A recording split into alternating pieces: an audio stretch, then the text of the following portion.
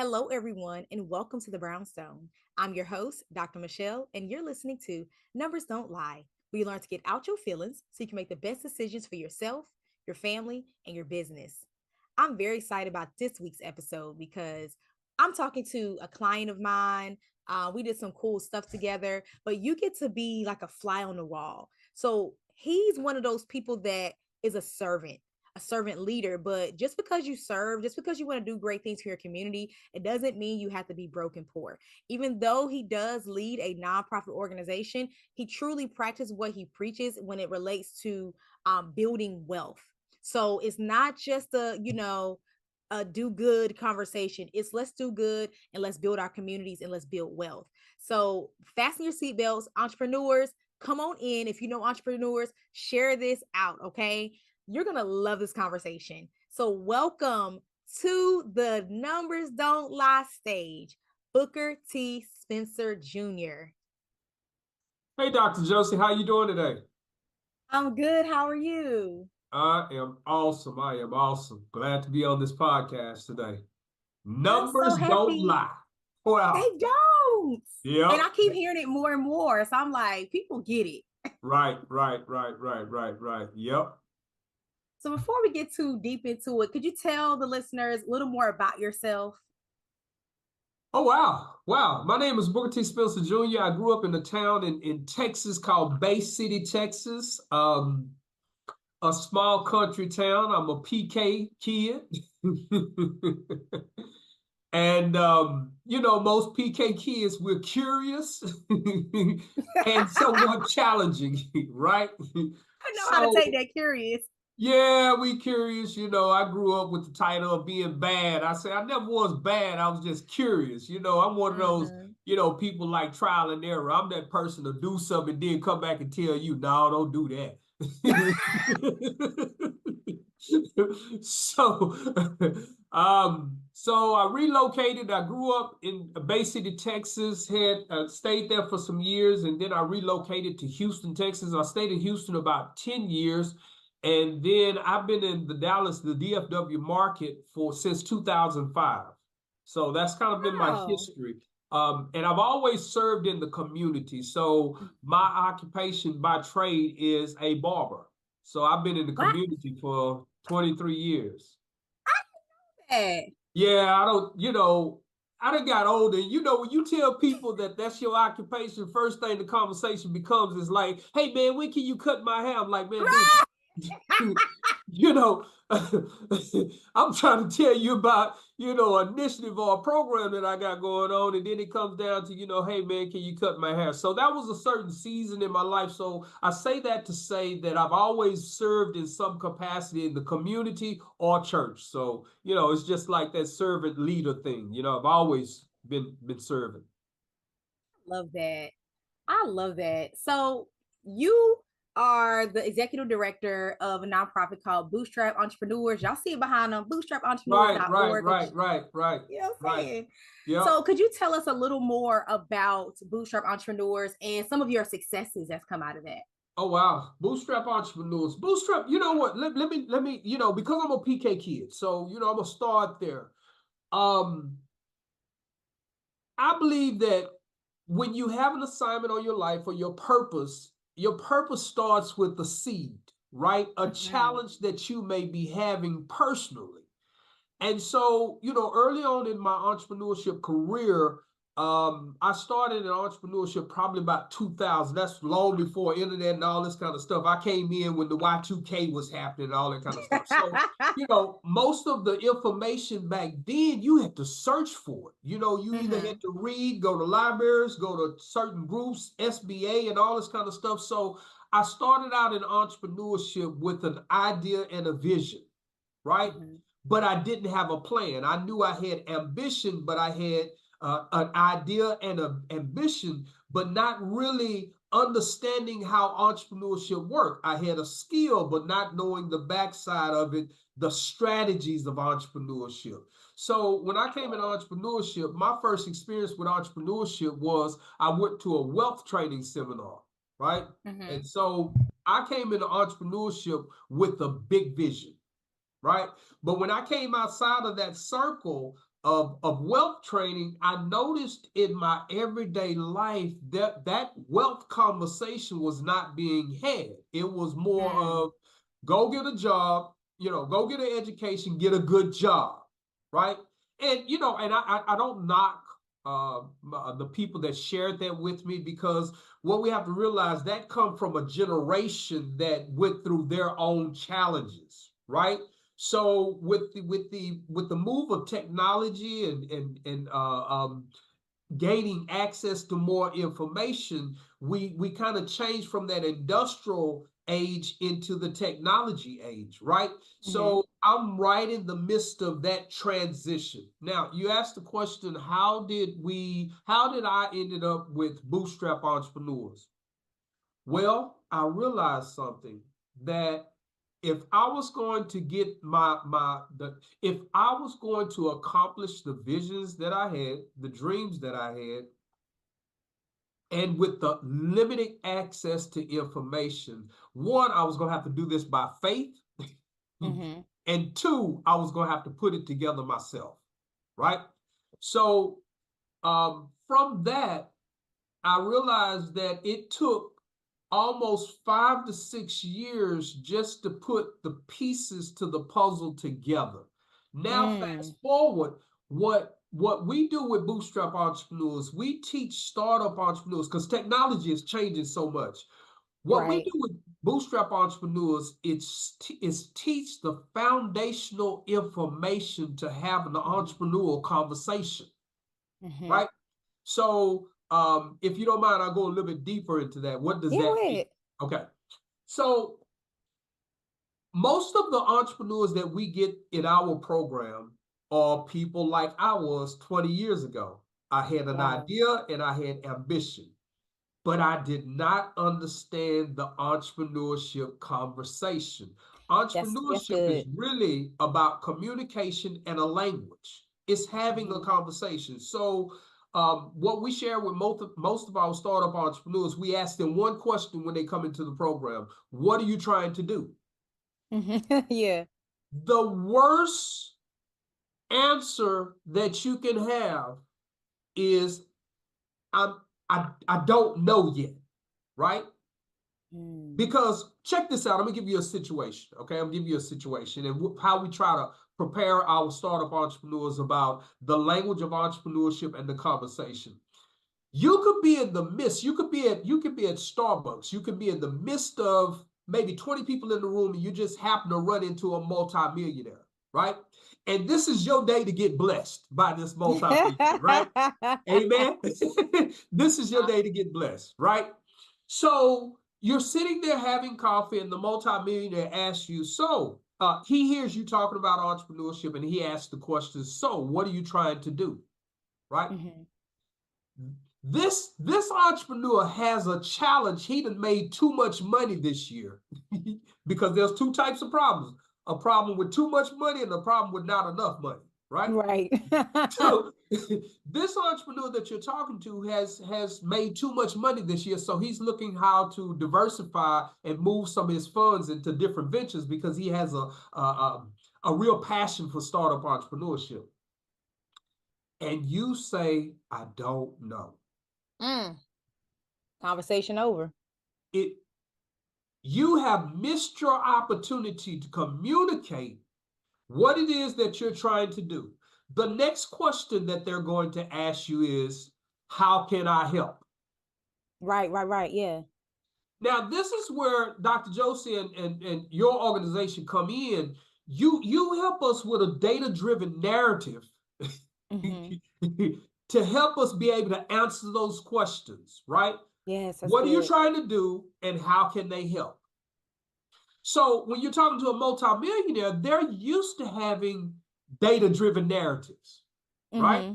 That's something that you need on the front end market research to vet out your idea, to be able to have that conversation. What problem, not just in the nonprofit space, but in the for-profit space, what Yep. problem are you trying to solve?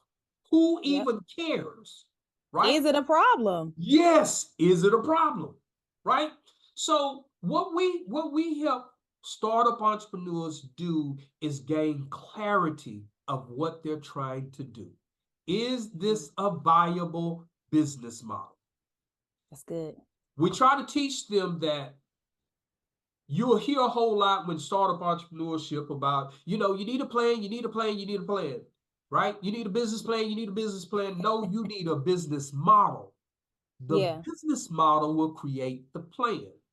So we take a different approach. We teach startup entrepreneurs about the 9 components of a business model. So when they have that conversation, yeah, I love The the business business model model. canvas. You know it, you know it, you know it, you know it. So what's so uniquely what's so good about the business model canvas is teaches you the 9 components. So when you come in contact with a Dr. Josie, you know exactly where you are in your business model. So you're not having a cost structure conversation, really, when you need a customer relations conversation, or Yeah. you may need a revenue model, or you just don't even have your value proposition together, you know? So those are some of the things that we work with startup entrepreneurs. And lastly, let me say this. One of the most key one of the most key concepts when working with startup entrepreneurs is knowing what type of startup you're building. Every startup is not the same. You may be in a lifestyle startup. You may be in a small business startup. You may be a scalable startup. So it's getting the language correct on the front end so you can have you can hit your milestones while you're going through that first 3-year learning curve, right? You can expedite your process just by getting the language right. Did you know that data-driven organizations were 19 times more profitable? 19. You heard me right. Perhaps you're asking, what is data-driven and how do I become one of those organizations? I'm so glad you asked. I want you to go take a quiz. It's a simple, quick quiz to help you assess if you are, in fact, one of those organizations. Head over to mogulbeginnings.com/data into dollars quiz now. That's mogulbeginnings.com. You can just go to mogulbeginnings.com and it'll show you the data into dollars quiz. Take it now. You'll see if you're on your way to 19xing your profitability. You're listening to Numbers Don't Lie on KCCR Cityscape. We hope you're enjoying the tunes and all the jams.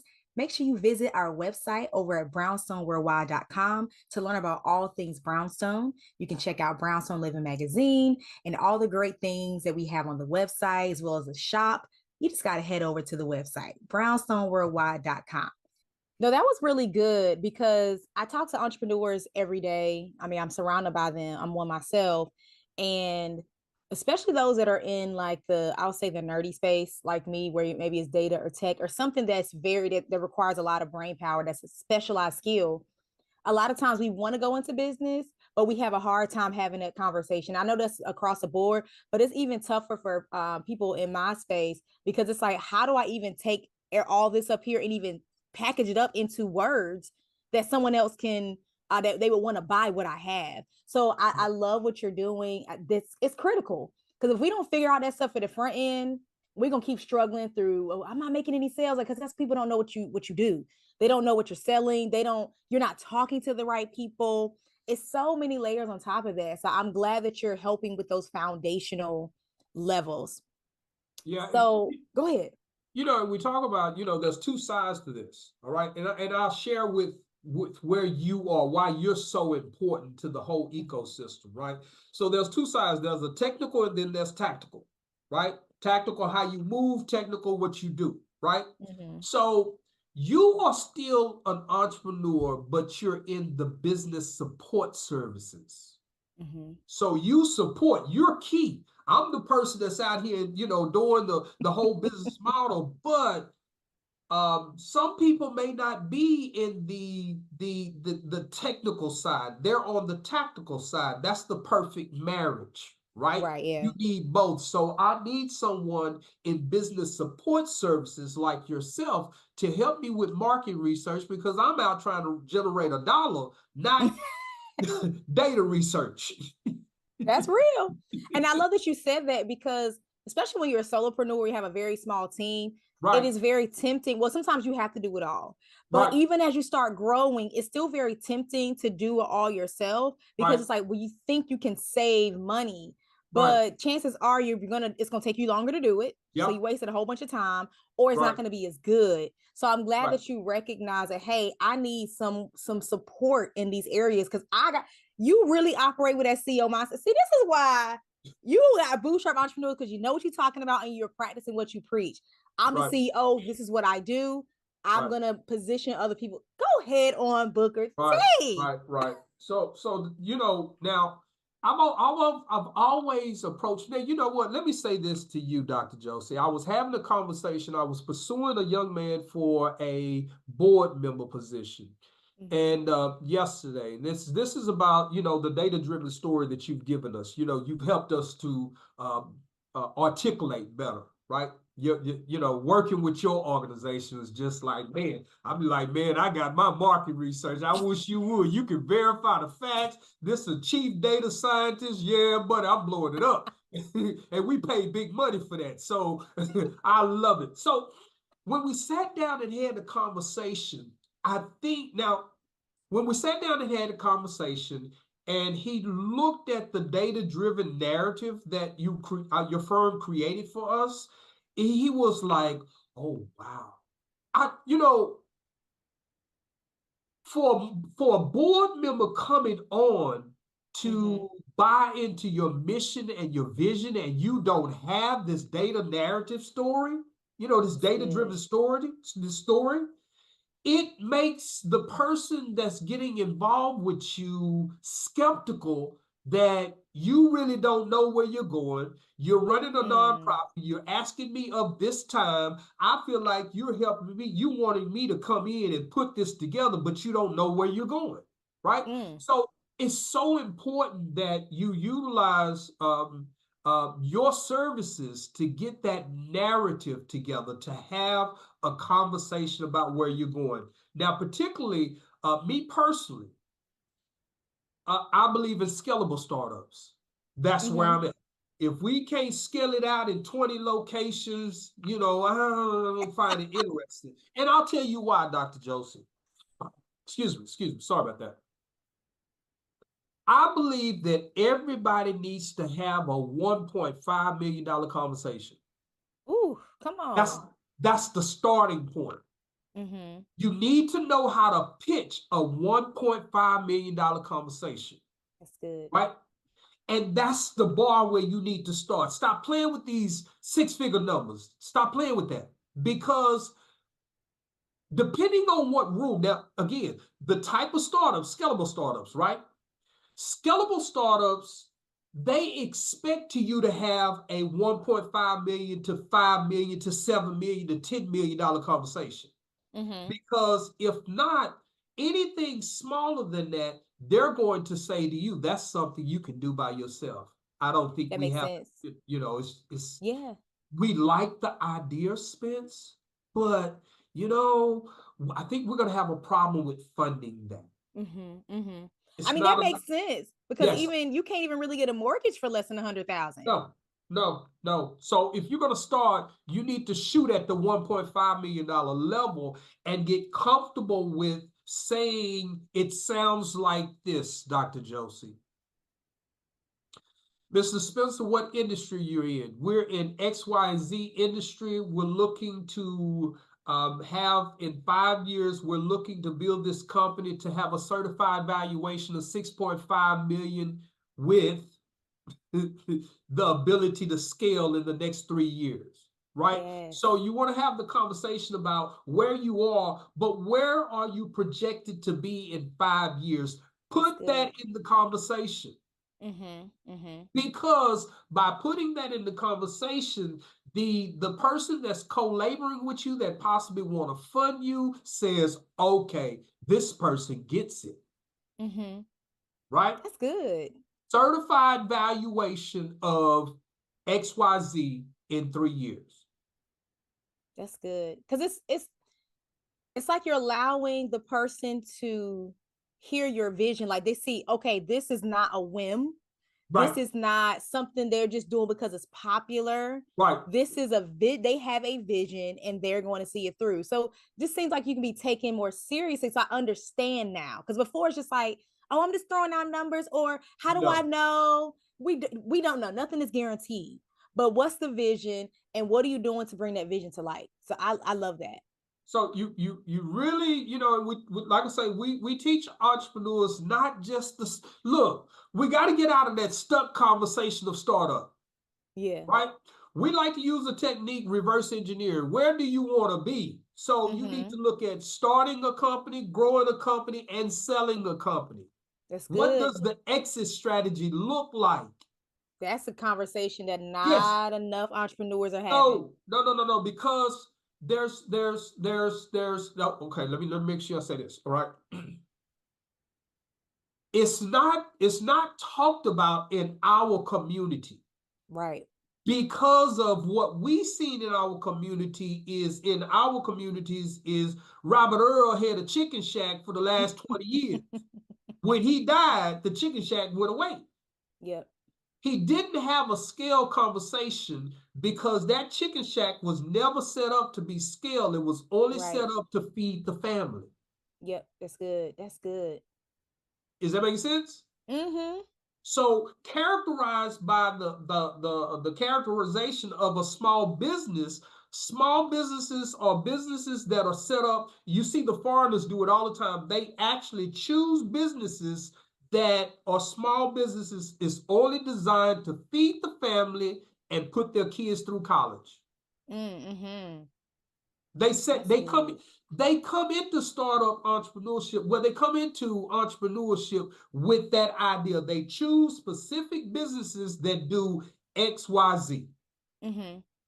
Now, when it comes to our community, it's almost like it's like the data that you prepared for us, right? The whole access to capital for Black and brown people. Mm-hmm. With that data that you provided us, the piece that's missing, we are not building businesses to buy assets. That conversation is so new to a lot of business owners because it was one I literally just heard this more recently, like maybe even this morning, and I even put it in your narrative that business owners are 12 times more Yep. wealthier. So Yep. it's just like, well, why? Because it's not just that you're generating money, because people can make money every day. Like a lot of times, making money is not hard for a lot of people. You can go make money, you can hustle it, you can do whatever. You can hustle your way to 100,000. You can even hustle your way to 1 million. I know people that they started something, they started at the right time, $1 million. But that doesn't mean you're wealthy.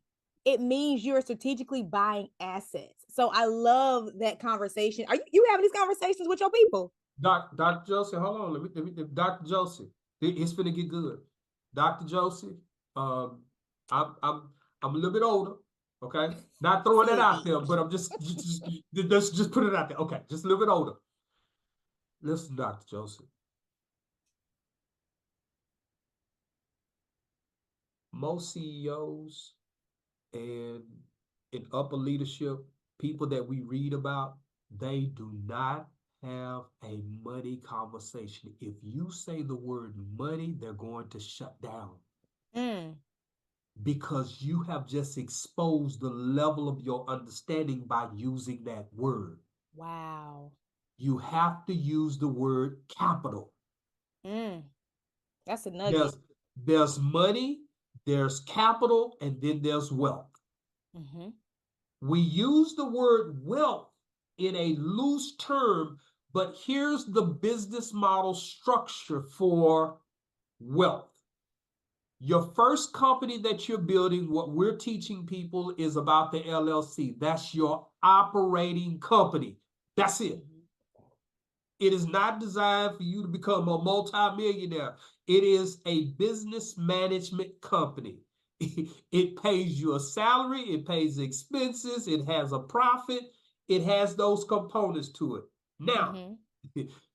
now I'm gonna kind of roll it out for, if you don't mind, Dr. Joseph, can I? Go ahead. Go ahead. Okay, okay, Yeah, you got a little time. okay, real quick. With that $1.5 million conversation, right? We start the operating company. The goal is to generate 1.5 million in revenue, right? Mm-hmm. But you had a profit of this year of 400,000. The operating company is the operating company. The 400,000 goes into your second company, which is the investment company. Come on. Hold on, let me pause because I think this is a good time for all those entrepreneurs, if you know entrepreneurs, right. Because Booker T is legit giving you so many bars and gems here. I need you to make sure you share this out. Go to brownstoneworldwide.com/BWTV to make sure people hear this that are in the entrepreneurial space. These are not conversations that are happening in all entrepreneurial circles. You may never meet Booker T again, and you may never hear a conversation like this for another few years. Share this out. Go ahead. Sorry. So the investment company, the second company, is designed to only buy income producing assets. That's good. This is the piece about the wealth thing that you're saying, why are blacks being denied access to capital? Is because they don't have a plan for the investment company. Their conversation is only about an operating company making $1 million with their operating company. But once you make $1 million, what are you going to do? All right, the second company is the investment company. The investment company buys income producing assets that your third company, which is the holding company, owns. That's good. The third company is your bank.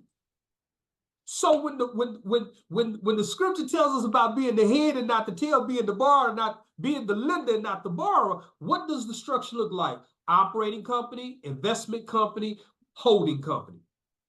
Now you don't need to go to the bank because the holding company has the assets that you borrow against yourself. You pay it back.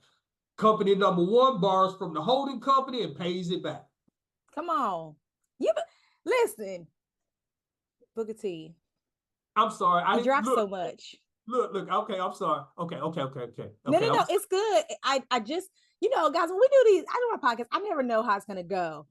But Booker T, he pretty much answered everything I was going to ask him. He talked about the power of this data-driven narrative that I delivered to his organization. And I had even had limited thinking about that. I was just thinking about your conversation with lenders and stakeholders and partners. But you're like, no, I even showed this to my board members. Like everybody, it goes back to what me and my guest talked about a couple of weeks ago. Everybody needs to be on the same page. This is what we're doing. This is what we're establishing here. This is what we're trying to change. So it's not a me, it's a we. So I love that you're using it. I love that you sprinkled it throughout this conversation and you educated my people at the same time. Because see, you got to tell the people where to find you because they're going to want to know more. Okay, so I'll tell you where to find me. We're doing a building wealth through entrepreneurship series right now. So this is part of that series. Now, we have an initiative. Bootstrap Entrepreneurs has an initiative right now called the Texas1000project.org. So it's Texas1000project.org. And what we're aiming to do is create a 1,000 new startup entrepreneurs by first quarter 2028. So we got a big vision, big mission. We need your support. We need your help. We need your donation. I know that's right. Go on over to Texas1000project.org. Connect with Booker T. Spencer Jr. on LinkedIn because you may have more questions or you may want to ask more about his organizations. Absolutely. I mean, it's so much, y'all. So you definitely got to get a closer conversation and connection with him. And thank you guys for listening in. I'm your host, Dr. Michele. You've listened to Numbers Don't Lie on KCCR Cityscape. Thank you guys so much for listening. I know you got something from it. So stay tuned for the next show and then stay tuned until next week for the next Numbers Don't Lie. See you guys. Mogul Beginnings Data Consulting helps nonprofits and small businesses strategize, optimize, and scale by unleashing the power of their data. So if you're ready for your data to be unleashed to help your business tell beautiful stories, connect today by logging on to mogulbeginnings.com. That's